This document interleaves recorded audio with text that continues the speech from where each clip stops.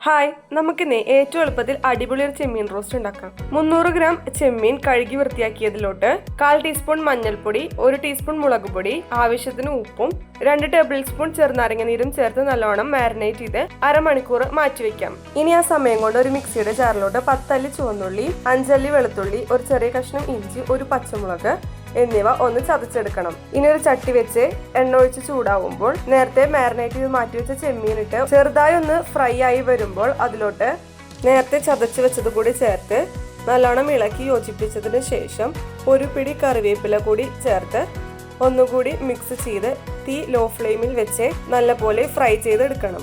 ഇനി അതിലോട്ട് 1/4 ടീസ്പൂൺ പെരുംജീരകം, 1/2 spoon Kashmiri chilli, 1/2 spoon garam masala, 1 spoon chicken masala, 1/4 teaspoon കുരുമുളക് പൊടി എന്നിവ ചേർത്ത് പച്ചമണം മാറുന്നത് വരെ നല്ലോണം മൂപ്പിച്ചെടുക്കണം. മസാലയുടെ പച്ചമണം മാറി വരുമ്പോൾ 2 ടേബിൾ സ്പൂൺ ചൂടുള്ള വെള്ളവും കൂടി ചേർത്ത് നല്ലോണം മിക്സ് ചെയ്ത് ഗ്രേവി ആക്കി എടുത്താൽ ചെമ്മീൻ റോസ്റ്റ് റെഡിയായി. അപ്പൊ എല്ലാവരും ട്രൈ ചെയ്യണേ. ഇഷ്ടപ്പെടുകയാണെങ്കിൽ ലൈക്ക് ചെയ്യാനും ഷെയർ ചെയ്യാനും സബ്സ്ക്രൈബ് ചെയ്യാനും മറക്കരുത്. ബൈ.